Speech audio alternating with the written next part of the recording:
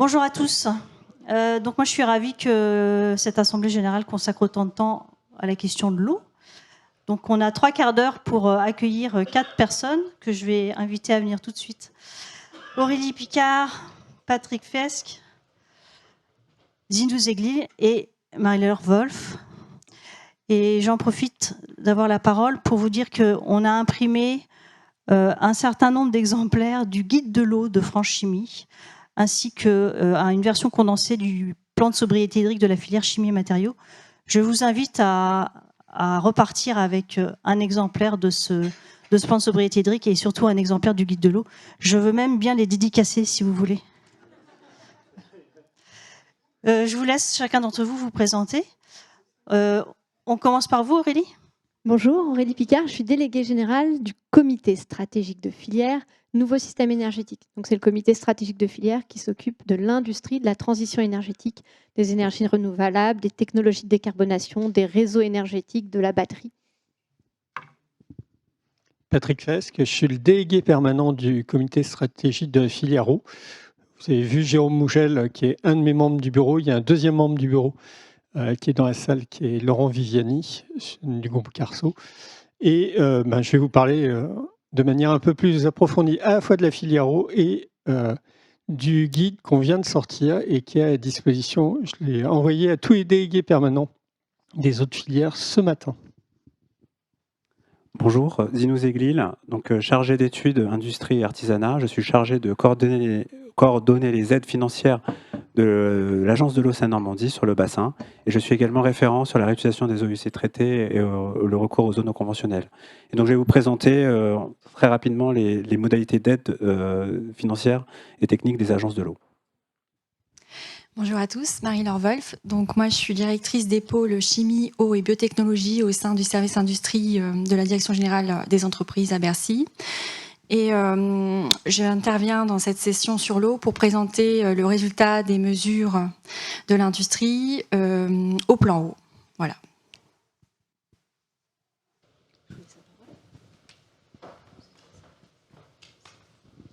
Très bien, alors je vais commencer et je vais vous parler de Jeu Décarbone.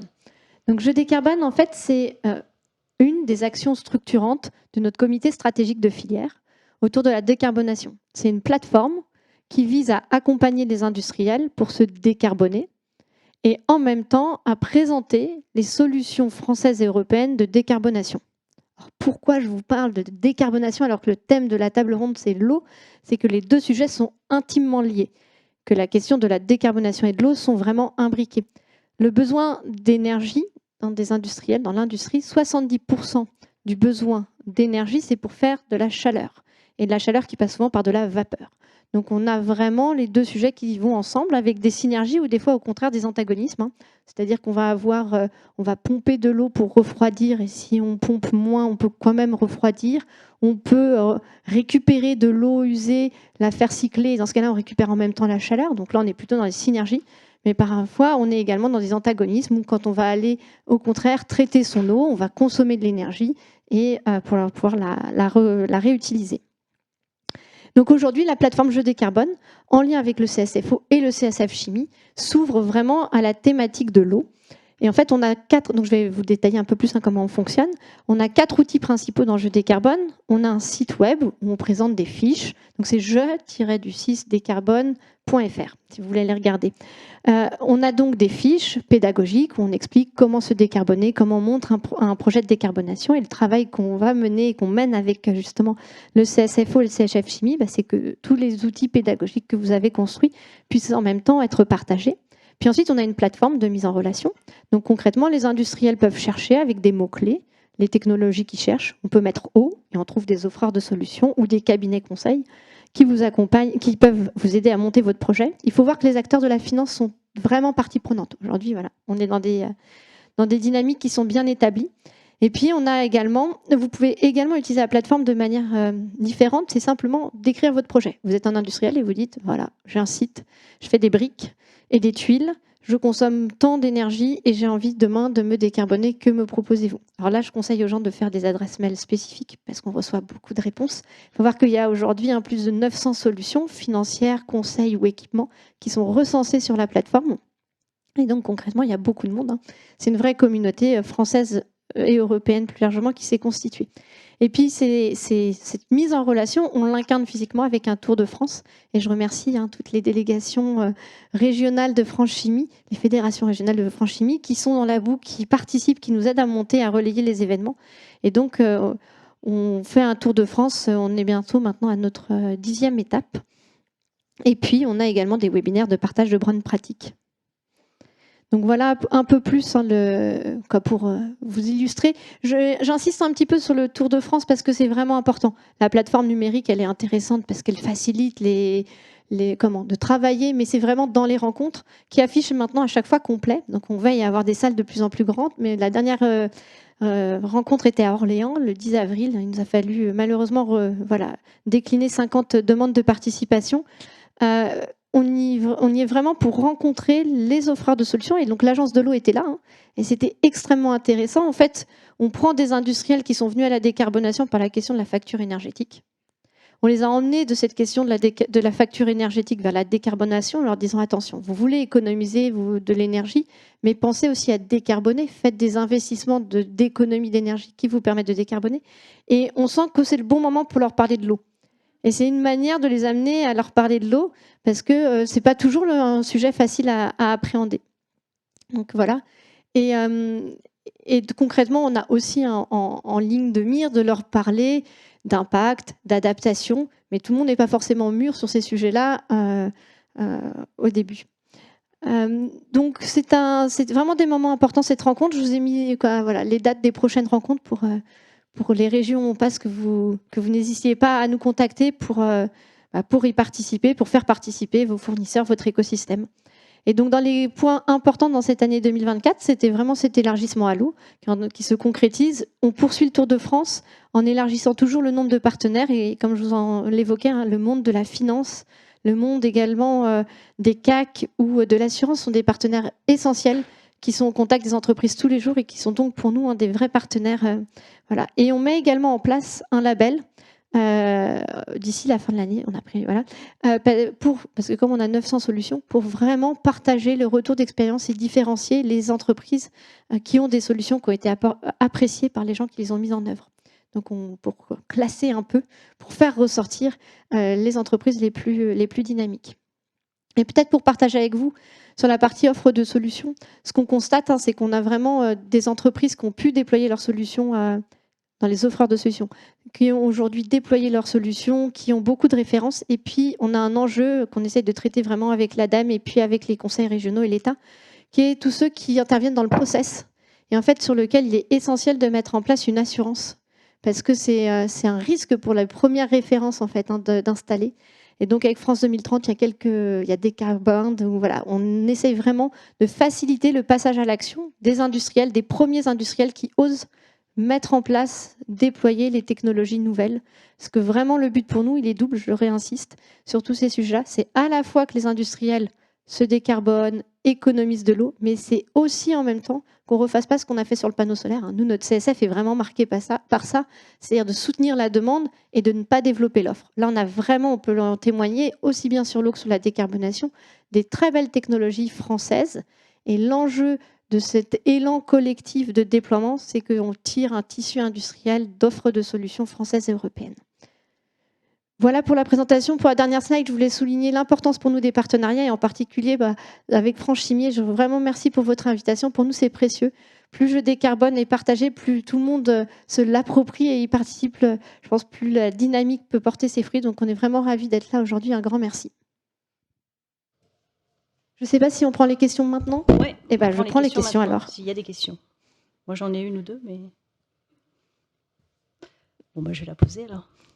Non, je voulais savoir si vous arriviez à évaluer la maturité des entreprises en matière de décarbonation par rapport à la maturité des entreprises en matière de préservation de la ressource en eau. C'est-à-dire, qu'est-ce que vous constatez que la décarbonation, c'est quand même un sujet qui est quand même plus ancien, on va dire? Peut-être que les entreprises sont plus en avance, ou est-ce que c'est quelque chose qui est à peu près au même niveau aujourd'hui? Alors, j'ai l'impression qu'en fait, chacun voit toujours l'herbe un peu plus verte à côté.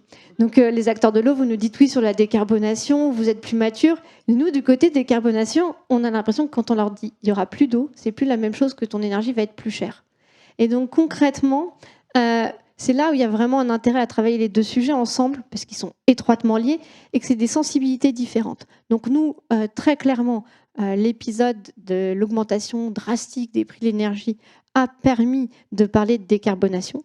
Et en fait, si je dois résumer la question sur la décarbonation, ce qu'on explique aux industriels, c'est que, et c'est la même chose sur l'eau, c'est qu'en fait, on a 20% de gains qui peut se trouver vraiment dans l'économie d'énergie. Une partie qui est dans les gestes.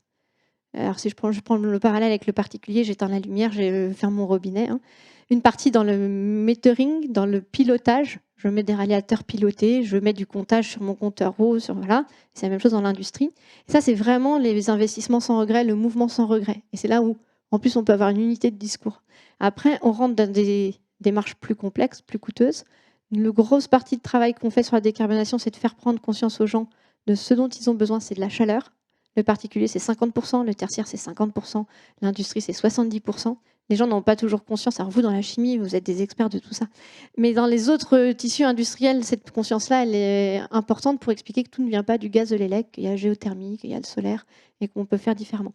Donc pour répondre, il y a eu une nécessité d'agir parce qu'il y a une augmentation des prix. Mais on fait de la pédagogie de c'est quoi ton usage, 70% c'est de la chaleur, tu n'es pas obligé de passer par le gaz ou par l'élec. Tandis que sur l'eau, quand on leur dit c'est sec, les nappes sont secs et si tu ne fais pas une boucle fermée, si tu ne te préoccupes pas de tes économies, ton process peut s'arrêter. On sent une vraie capacité à agir rapidement.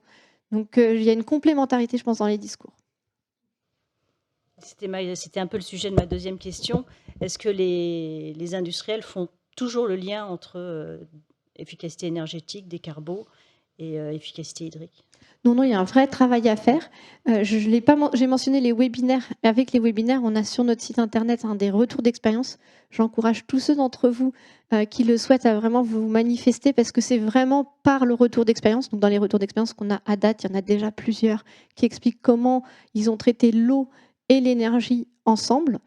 Et plus vous serez nombreux à partager vos témoignages, plus on va pouvoir faire prendre conscience. Et c'est vraiment la manière dont on organise nos rencontres régionales également. La matinée de la rencontre régionale, c'est du partage de pairs avec des industriels de la région qui expliquent comment ils ont mené leur projet. Et l'après-midi, c'est des rendez-vous B2B pour concrètement passer à l'action. Est-ce qu'il y a des questions? On va passer la parole à Patrick. Merci beaucoup. Alors moi, ça va être sans slide, puisque le guide d'appropriation des questions de l'eau, on l'a mis à disposition et c'était un de nos engagements du contrat de filière qui a été signé donc, le 22 mars aujourd'hui. Donc vous avez une exclusivité là-dessus. Il est diffusable autant que vous voulez. Il n'y a pas de droit dessus et pour le coup, on l'a totalement ouvert. Je vais revenir juste quelques secondes sur la filière de l'eau.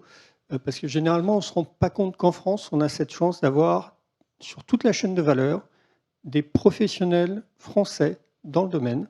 On pense souvent aux gros, Suez, Veolia, Saint-Gobain, PAM, mais il y a plein de PME. La filière de l'eau, c'est 124 000 ETP. On parle de 200 000 pour Achimie à peu près. 5 000 entreprises. On a cette caractéristique derrière les grands groupes, on a beaucoup de petites entreprises. Et donc, ça a un avantage, parce que ce matin, j'ai bien compris qu'il fallait montrer aussi quelques points positifs, c'est qu'on est présent partout sur le territoire français. Donc, pas à peine d'aller chercher à l'autre bout du monde des spécialités, vous les avez en France. Ça, c'est mon premier message. Cherchez pas à l'autre bout du monde. Je donne souvent cet exemple. Lorsqu'on parle de réutilisation d'eau usée, on cite souvent Israël et l'Espagne. Il faut savoir que l'Espagne, c'est que des Français qui ont fait en grande partie tous les travaux en Espagne. Donc, et c'est des Français, bien français. Le deuxième élément, c'est deuxième bonne nouvelle. Aujourd'hui, Météo France a annoncé que 80% des nappes phréatiques étaient remontées à un niveau normal, voire supérieur. Donc, je vais tout de suite compenser. Ce n'est pas le cas si vous descendez dans le sud. Pyrénées, Aude, là, c'est catastrophique. Et ça ne sera pas le cas forcément demain ou après-demain, dans le sens où tous les modèles le montrent. La pénurie d'eau, ça va être une réalité en France. On parle de modèle du BRGM Explore 2, 70, enfin, et tous les modèles sont constants. On va connaître des baisses de moins 30 à moins 60% des débits d'étiage. Donc le débit, vous avez à minima dans les rivières, et sur les nappes phréatiques, on est à peu près dans le même ordre. Alors, il y a quelques exceptions. L'autre caractéristique, ça va être que vous allez avoir des extrêmes. On l'a bien vu du côté de Dunkerque et toute la zone nord de la France ces derniers temps, ou même du côté de Chablis. Mais globalement, on aura moins d'eau en France. Donc l'eau, à la différence, et Aurélie l'a très bien dit, à la différence de l'énergie où c'est une question de prix, ça va être une question de survie pour l'industrie, tout simplement.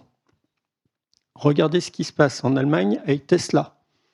Ça s'est fini par un incendie des poteaux électriques de la Gigafactory de Tesla, tout simplement parce qu'ils avaient consommé 30% de la ressource en eau potable du territoire. Conséquence, un arrêt de l'usine Tesla pendant 3 semaines. Vous voyez tout de suite qu'on parle de gestion de risque et non pas juste d'un impact purement économique à l'instant T. C'est pour ça qu'on a souhaité, dans le CSFO, proposer aux autres CSF, non pas des solutions, parce que les solutions, je vous l'ai dit, on a tout ce qu'il faut en France sur tous les domaines, mais plus une démarche pour n'importe quel industriel, plutôt les petits que les gros, parce que les gros, généralement, vous l'avez déjà rencontré à l'autre bout du monde, ces situations de pénurie, de quelles sont les bonnes questions à se poser et dans quel ordre. J'entends beaucoup, je vais faire des stockages, je vais réutiliser de l'eau de pluie. S'il ne pleut pas, vous pouvez avoir investi dans de la réutilisation d'eau de pluie, il n'y a pas de problème. Donc le guide, en fait, il part d'une démarche qui est d'abord, on va regarder, on va évaluer, ensuite on va optimiser, et on va surveiller. C'est les 3 moments clés d'une bonne démarche. Alors lorsqu'on parle d'évaluer, on a listé des questions, et c'est des questions qui sont relativement simples. Et si je parle d'évaluer, merci Aurélie, si je parle d'usage, par exemple, et de disponibilité, c'est quoi les usages de votre eau dans votre usine ou sur vos sites? Ça ne va pas forcément être le même, d'ailleurs, sur un site par rapport à un autre. Ça, je dirais, c'est la question simple. Généralement, on a la réponse rapidement. Mais si je donne une deuxième question, d'où vient votre eau? Alors, j'ai la réponse classique. Ah ben, moi, c'est la collectivité, c'est de l'eau potable. Oui, non, mais l'eau potable, elle vient d'où? Elle vient de la rivière ou elle vient de la nappe phréatique?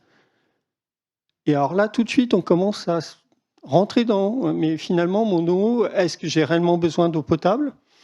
Est-ce que j'aurais pas de l'eau utilisée que je peux utiliser? Ah mince, mais c'est quoi les réglementations qui s'appliquent? On voit que c'est des questions qui rentrent, mais on rentre dans une démarche. Dernière question, c'est quoi la conséquence si je viens à faire que de la réutilisation sur mon site pour les autres? Parce que généralement, l'usine n'est pas isolée au fin fond de la Pampa ou sur une autre planète. Et c'est là où on commence à avoir des conflits d'usage. Je vous invite à regarder ce qui se passe en France, pas à l'autre bout du monde, sur des sites électroniques. C'est assez violent, les conflits d'usage qu'il peut y avoir. Je vous l'ai dit, c'est une gestion de risque. Et là aussi, on peut se poser des questions. Première question, elle va toucher l'organisation. Parce qu'on peut faire des réductions d'eau, de consommation d'eau, juste par le management. Et la bonne question à se poser, c'est qui gère l'eau dans l'usine, sur le site? Alors, généralement, lorsqu'on tape sur des petites entreprises, on vous répond, c'est mon comptable. Et j'ai rien contre le comptable. Hein. Moi, je les adore, c'est eux qui me font toutes les factures. Mais pour gérer de l'eau, il y a peut-être mieux. On peut peut-être aller plus loin. Est-ce que les collaborateurs, on l'a vu ce matin dans ce qui avait été primé, est-ce que les collaborateurs sont sensibilisés? On le disait, sur énergie, il n'y a pas de problème. Hein, on éteint, je ne me souviens plus de la pub de l'État, mais on voit bien les gestes. Dans l'eau, qui détecte la fuite dans les lavabos? Il y a quelqu'un qui prévient les services généraux? Là, c'est la version simple. Mais lorsque vous avez un vieux site industriel, généralement, il y a des bâtiments neufs et des bâtiments plus anciens. Et puis, il y a un tuyau qu'on ne voit pas qui est enterré. C'est quoi les fuites de réseau entre les deux bâtiments? À titre d'exemple, sur l'armement, ils ont fait une réduction de moins 30% juste en remplaçant le tuyau qui était caché. Il y avait juste un site 1898 et puis un autre qui était tout récent. Voilà, ils avaient juste une grosse fuite d'eau. Je vous ai parlé de conflit d'usage. Il est évident que si je prends ce qui se passe dans le sud de la France, on voit les usages touristiques rentrer en conflit avec des usages industriels, avec le monde agricole. Et si vous ne l'intégrez pas au niveau de votre gestion de site et que vous êtes impliqué dans la gouvernance de l'eau au sens large sur votre territoire, et bien, très rapidement, votre développement économique va être freiné. Troisième volet, la gestion des rejets. Vous allez me dire, nous, on gère les pollutions. Et c'est vrai pour tous les industriels. Mais c'est la bonne question qu'il faut se poser, c'est quoi l'impact d'avoir moins d'eau par rapport, si vous prélevez en rivière, par exemple, à l'eau qui va être prélevée en rivière, puisqu'il y en aura moins, les polluants vont être plus concentrés. Ça va être quoi votre impact sur votre usine? Et puis bien entendu, quel est l'impact de vos rejets lorsqu'il y a moins d'eau dans la rivière sur les autres? Mais la première question, généralement, on ne se la pose jamais. Dernier volet, parce qu'à un moment donné, on parle toujours des questions qui fâchent, c'est le coût et l'efficacité. Je vous parlais des comptables que j'adore, j'aime aussi beaucoup les financiers. J'ai fait une école de commerce et de finance, donc ça tombe bien. Mais généralement, lorsqu'on va voir un financier avec juste combien ça coûte en CAPEX et en OPEX, il nous dit demi-tour. Alors, je vais vous donner le bon contre-exemple. Il vient de Michelin. Michelin, au sein de leur fiche d'engagement, ils ont un score CARD haut.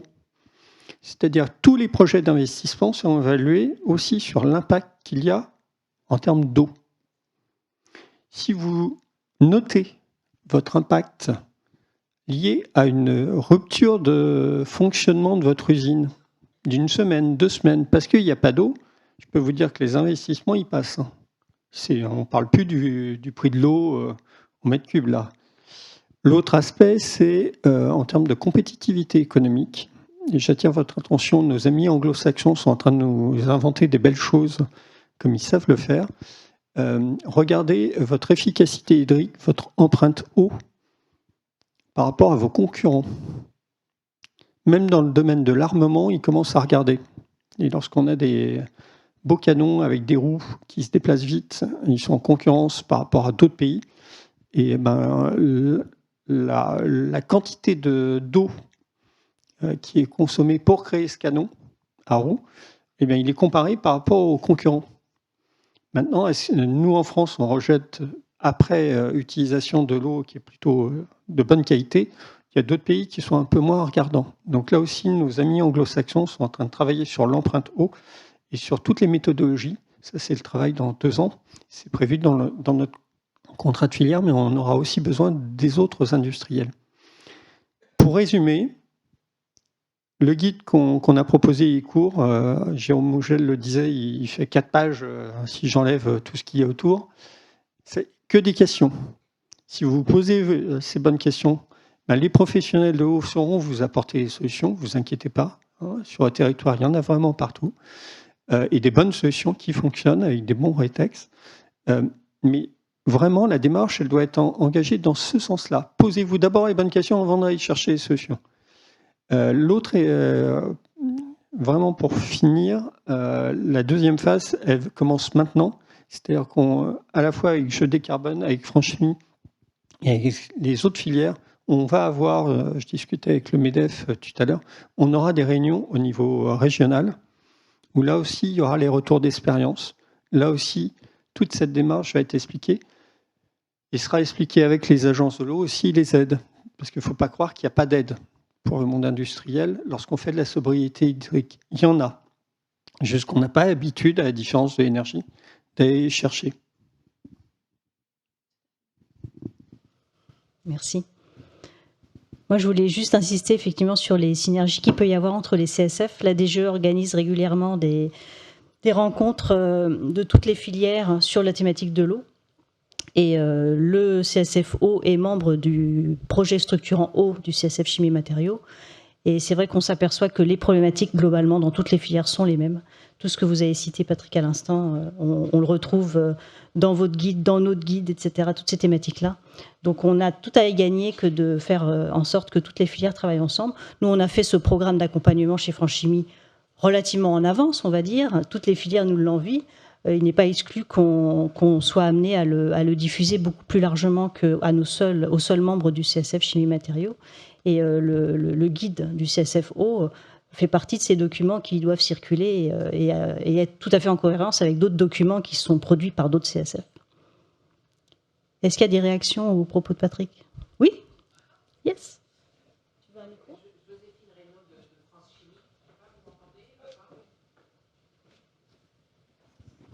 Donc moi, je m'occupe beaucoup du sujet qu'il fâche, c'est-à-dire les PFAS.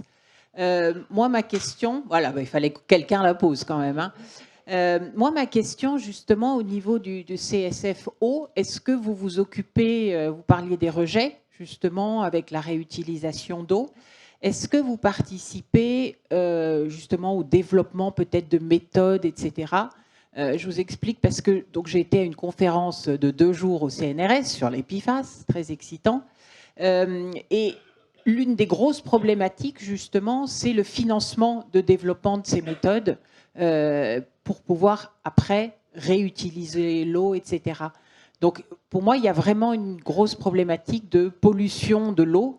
Et comment est-ce qu'on peut traiter ça? Et je ne sais pas si vous pouvez le faire à travers le CSFO.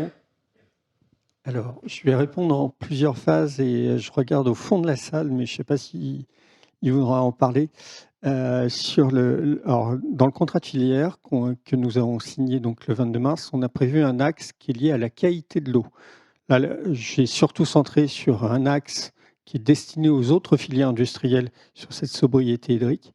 Et sur la qualité de l'eau, sur les solutions. Comme je le disais tout à l'heure, sur l'ensemble de la chaîne de valeur, on a des champions français. Donc les solutions quand même sur le traitement des PFAS dans l'eau, pas la totalité, mais on va trouver des solutions. Elles ne sont pas toutes développées, mais beaucoup sont déjà disponibles pour réduire la charge. Sur l'analyse, effectivement, en fonction des matrices, on a des vraies problématiques de méthodologie. C'est prévu au même titre que tout ce qui est micropolluant, parce qu'en fait, les PFAS, c'est un parmi une longue série. Il y a maintenant 2 ans, il y avait eu un colloque où le CSF était intervenu avec l'agence de l'eau d'ailleurs du côté de Bordeaux, où on voyait une belle courbe du nombre de molécules qui allaient être mis je dirais, dans l'environnement au sens large depuis les années 50. Donc voilà. Donc c'est bien prévu dans notre contrat de filière de travailler sur les 3 années à venir sur toutes les méthodologies d'analyse et aussi tout ce qui va avec la problématique de toutes ces nouvelles molécules ou anciennes molécules qui sont dans l'environnement. C'est surtout dès qu'on passe sur une matrice un peu plus compliquée que de l'eau potable. Hein. Enfin, on va faire simple, mais c'est réellement ça la problématique. Mais j'ai bien compris que c'est plutôt l'année prochaine qu'on en parlerait à prochaine AG. Mais non, mais voilà. Mais c'est un vrai travail et pour le coup, je pense que c'est aussi une gestion de risque pour l'industrie française au sens large. On voit quelques situations de l'autre côté de l'Atlantique qui posent problème pour l'ensemble des acteurs. Céline, est-ce que je peux compléter? Merci. Du coup, je rebondis pour répondre à votre question sur le financement. Parce que j'ai compris que c'était un petit peu ça le sens de votre question. Donc, l'État, on a mis en place un appel à projet qui s'appelle Innovo, et donc qui est basé sur 4 axes. Et donc, l'un des axes, c'est l'innovation. Alors, aussi bien pour la réutilisation de l'eau, mais aussi pour le traitement des rejets. Donc, toutes les solutions innovantes au travers des actions du CSF ou des centres de recherche seront développées peuvent être financées via ce guichet-là. Merci beaucoup. Thomas Léopold, pour Franchimie, je travaille également sur les PFAS, mais je travaille aussi sur les micropolluants de façon générale. On a de plus en plus de méthodes qui sont utilisées, des méthodes de bioanalyse, des bioessais, pour analyser la qualité de l'eau, sur l'écotoxicité d'une façon générale, et dans certains cas, sur l'activité endocrinienne spécifiquement des effluents industriels, mais aussi des eaux de surface.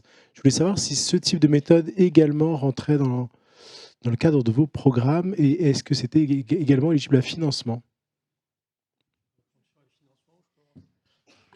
Alors, sur le financement, je pense que oui. Toutes les méthodes innovantes, donc avec des innovations de rupture et performantes, seront éligibles à aller sur le guichet, évidemment. Sur la partie développement de nouvelles méthodes, sur tout ce qui est biosurveillance, parce que c'est comme ça qu'on l'appelle. Dans le premier contrat de filière, on avait mis de regrouper l'ensemble des acteurs français. Ça a été fait, ça s'appelle France Eau Biosurveillance. Certains chimistes sont d'ailleurs membres de ce France Eau Biosurveillance. Dans le second contrat qui vient d'être signé, on a prévu de continuer ce travail.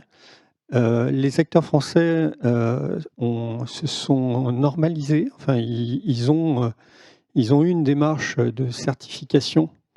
Donc là aussi, un effort qui a été fait. On va continuer ce travail. Mais là, Laurent, même si tu es au fond de la salle et que tu m'as fait non de la tête, je veux bien que tu viennes à mon secours, parce que c'est quand même toi le spécialiste. Je vais vous donner un micro, Laurent.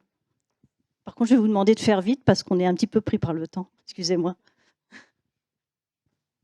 Bonjour, Laurent Vianney. Oui, donc on développe un guide technique avec l'ASTE, justement, sur l'utilisation des méthodes de biosurveillance, et on est en cours de préparation de ce guide, et le CSF va soutenir ce guide.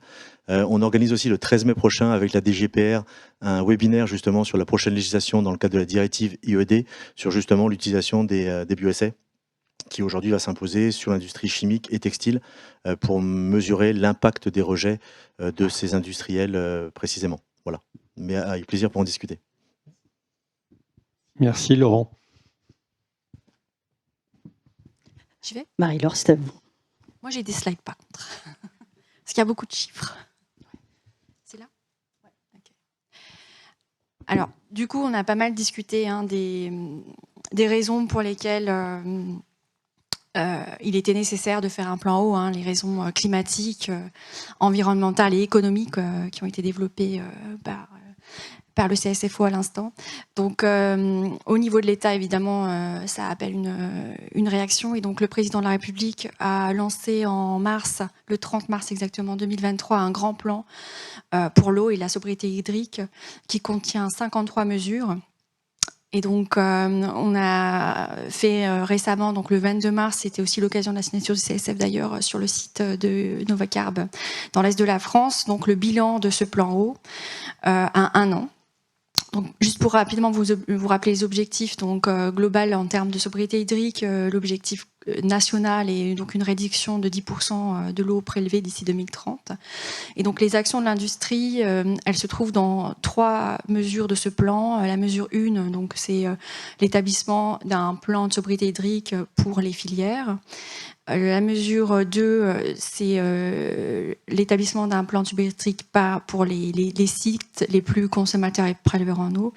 Et enfin, on a également un volet réglementaire au travers de la mesure 15, je crois, sur des leviers, lever les freins réglementaires pour permettre une meilleure réutilisation.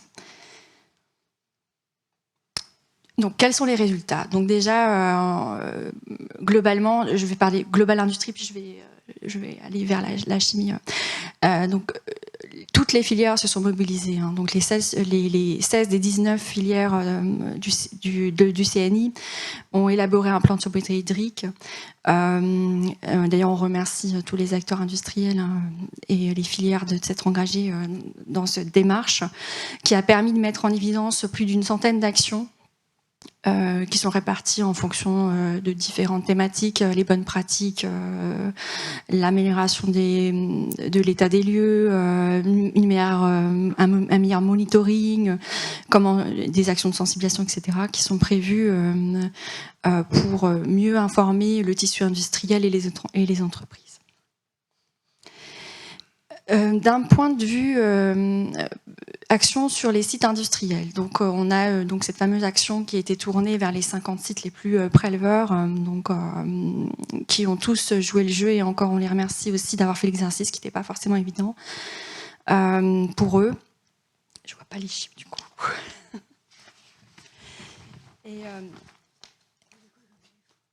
ouais. Voilà, je prends mon de prélèvement. Pardon. Donc du coup, ces 50 sites donc, représentaient 607 millions de mètres cubes de prélèvement d'eau douce sur au niveau national. Et donc sur les 55 sites, donc on a 50 plus 5 volontaires d'ailleurs. Donc on a pu l'établissement de leur plan de sobriété électrique a permis de mettre en évidence plus de 220 projets qui représentent un investissement quand même conséquent pour les entreprises d'environ 345 millions d'euros en prévisionnel et qui permettrait donc une réduction des prélèvements de plus de 75 millions de mètres cubes. Donc, quand on met ça relativement à l'industrie au global, donc l'industrie c'est 4,2 milliards de mètres cubes d'eau prélevés, donc on se rend compte que 50 sites industriels, c'est environ un quart de l'ensemble de ces prélèvements-là. Donc, pour dire que c'est une action quand même très très forte. Et donc, pour arriver donc plus dans le détail, pour faire un focus sur la filière chimie matériaux et la filière de la chimie en particulier, donc, donc des 50 sites, on a 19 sites du secteur de la chimie, 5 sites papetiers. Donc, de ces 19 sites, ça représente 70% des volumes prélevés des 50 sites. Donc on voit que le levier est important, mais parce que la chimie est particulièrement concernée par les prélèvements en eau. Sur ces 19 sites, donc, il y a une centaine de projets donc, qui ont pu être établis au sein des plans de sobriété hydrique, qui représentent environ 64 millions d'euros d'investissement, soit environ 47% du total des investissements globaux des 50 sites. Tout cela pour dire que, donc, au travers des efforts de l'ensemble des entreprises, et en particulier de la filière de la chimie, on va pouvoir, en perspective, parce qu'évidemment, les projets ne sont pas encore tous mis en œuvre, c'est des projections. Donc, de façon, à l'avenir, on va pouvoir donc préserver environ 62 millions de mètres cubes d'eau, ce qui représente 83% de la réduction totale envisagée par les 50 sites industriels engagés aujourd'hui dans un plan de sobriété hydrique, ce qui est quand même très important. Et donc tout cela, toutes ces réductions-là, ça représente déjà une réduction de 10,3% des prélèvements actuels. Donc quelque part, l'objectif des moins 10% est déjà acquis pour la filière chimie. Et pour vous mettre en perspective par rapport à ce que ça représente au niveau du secteur industriel global, c'est une réduction d'environ 2,7%.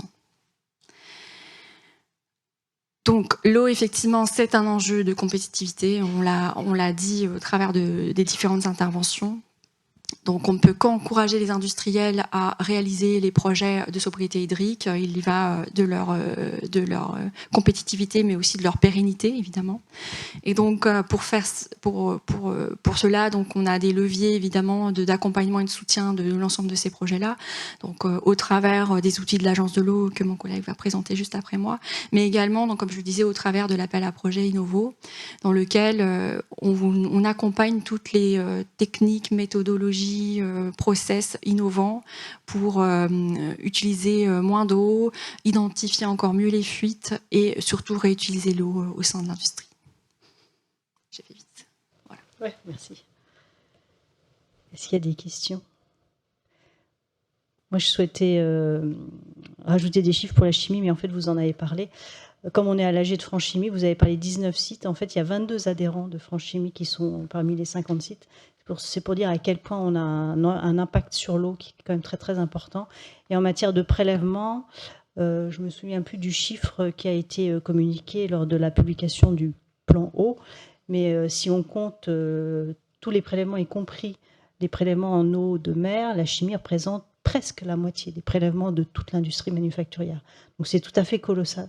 C'est pour dire à quel point l'eau est un enjeu prioritaire, numéro 1 en fait, pour la chimie, et à quel point on doit être engagé dans des actions, dans des mesures à prendre tout de suite. Est-ce qu'il y a des questions?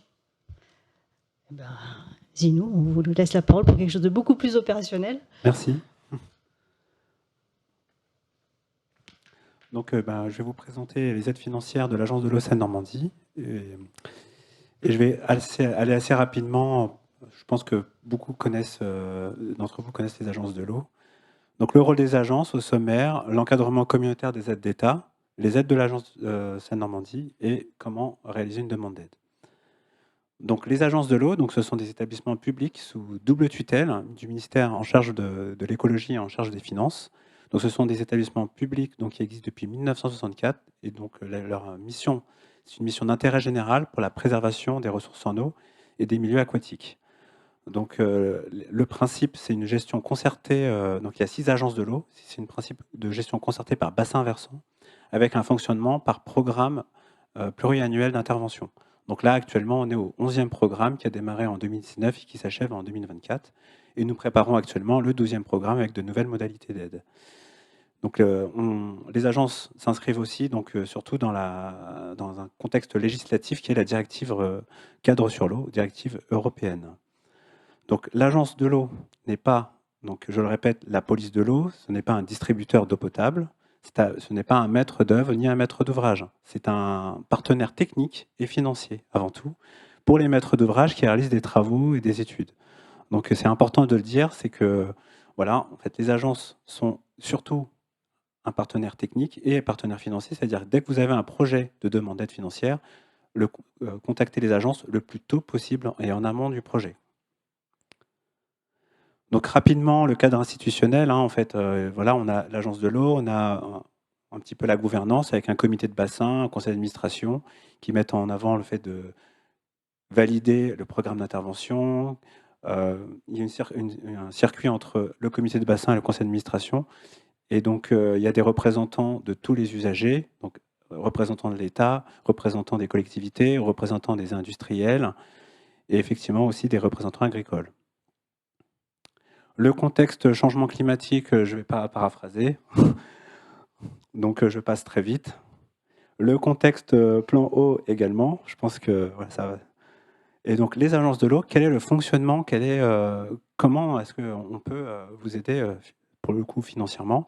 Donc il faut savoir que les agences de l'eau bénéficient d'une autonomie financière, et donc c'est une politique de l'eau qui est basée sur une durée de 6 ans via les 11e programmes. Donc il faut savoir que la masse financière que récupèrent les agences provient d'une recette fiscale environnementale qu'on appelle donc les redevances. Donc chaque usager est prélevé selon le principe pollueur-payeur ou préleveur-payeur. Donc on a des industriels, des collectivités, des agriculteurs qui donc payent des redevances aux agences.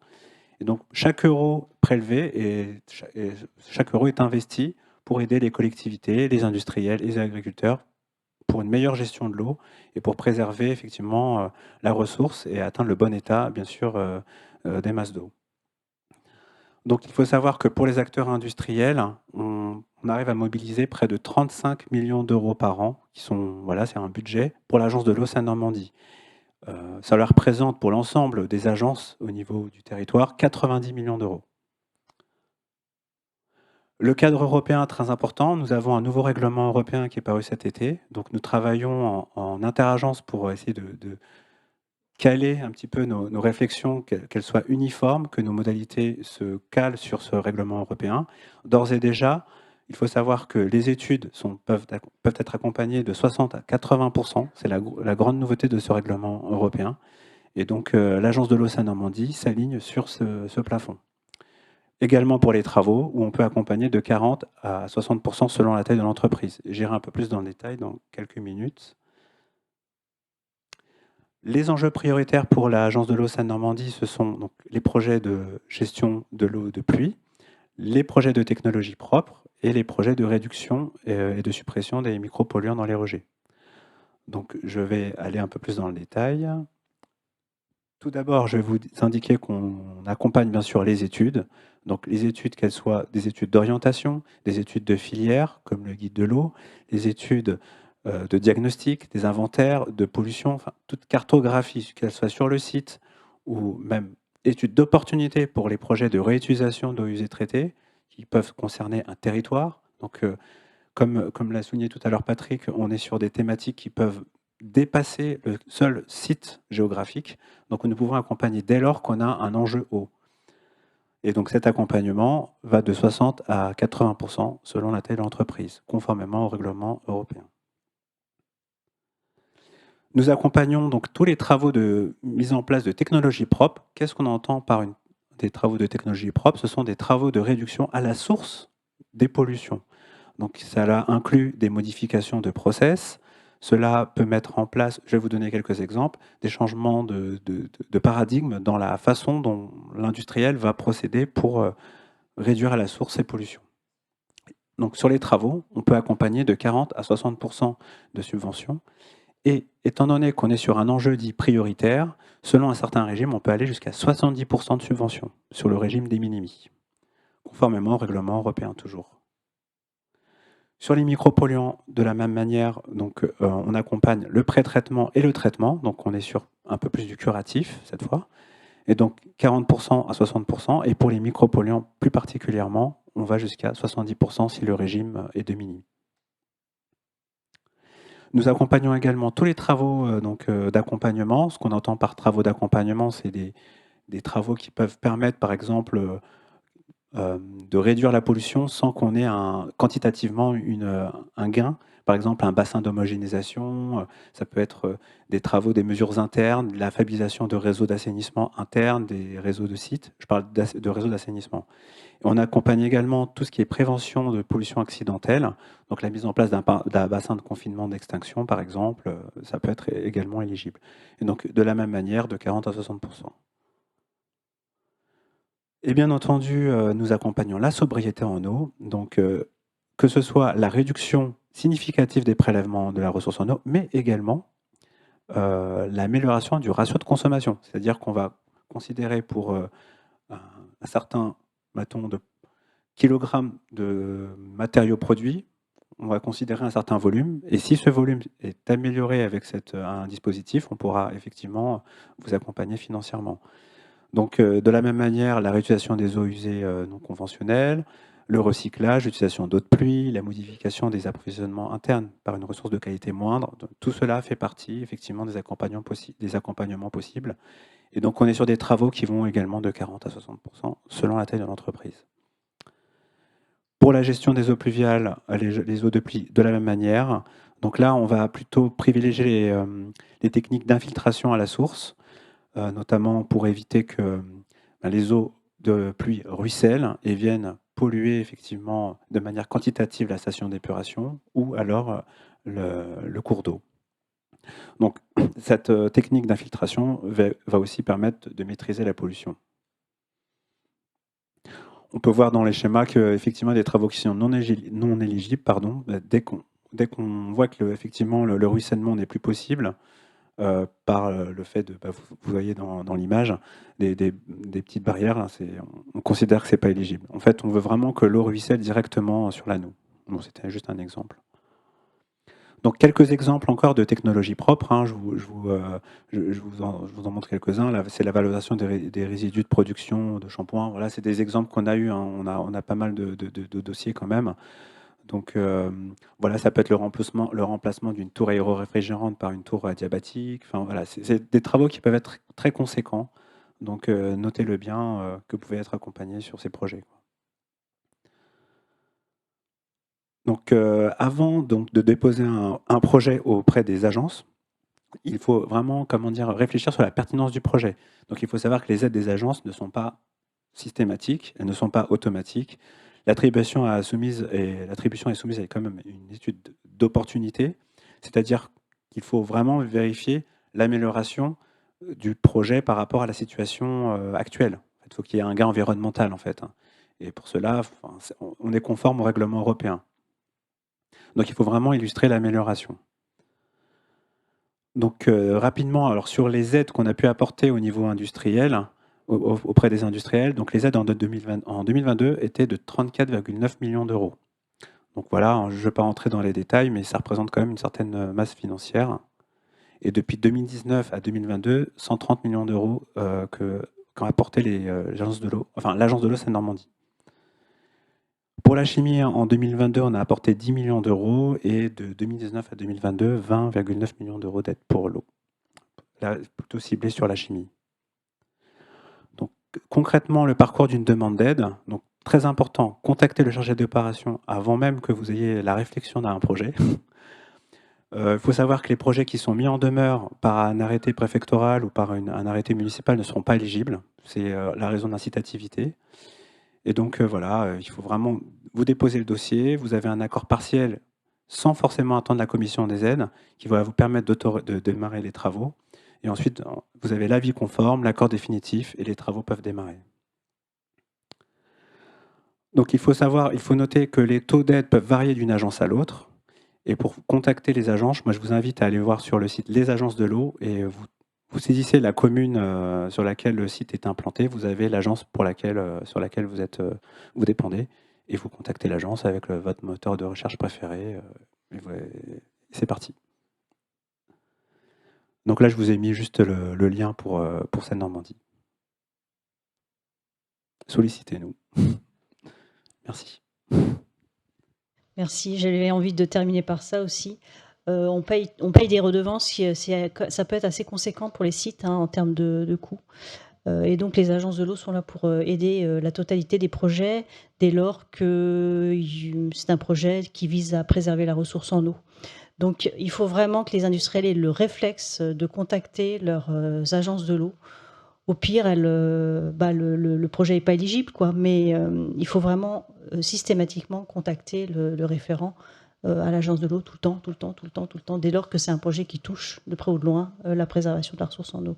Et donc, en ce qui concerne le programme d'accompagnement de Franchimie, effectivement, on a été aidé par l'agence de l'eau Seine-Normandie pour le compte de la totalité des agences de l'eau. Est-ce qu'il y a des questions? Oui. Merci. Bon, déjà, je voulais vous remercier tous les quatre pour ces présentations. C'est très bien et je pense que c'est très riche. Ma question, elle concerne la réutilisation. Et elle concerne un petit peu toutes vos présentations. Pour moi, il y a un potentiel assez énorme au sein de la réutilisation interfilière. Donc, je sais qu'il existe quelques exemples, mais je voudrais savoir, est-ce qu'on a identifié, je dirais, les verrous qui empêchent d'aller plus loin aujourd'hui? Et si oui, comment, je dirais, lever ces verrous pour véritablement accélérer dans ces gains qui sont, pour moi, assez énormes?